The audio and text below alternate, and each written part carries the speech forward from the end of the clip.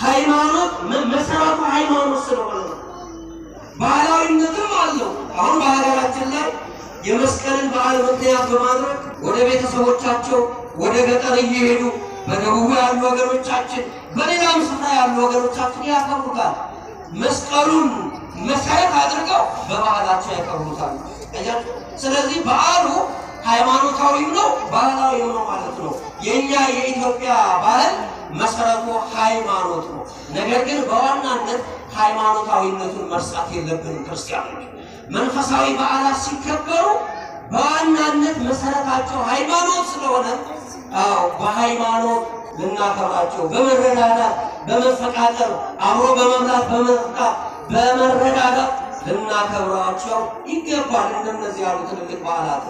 ስለዚህ ወገኖቼ ቅዱስ መስቀሉ ጠላቶች ቀበሩት፣ እግዚአብሔር ያስነሳል።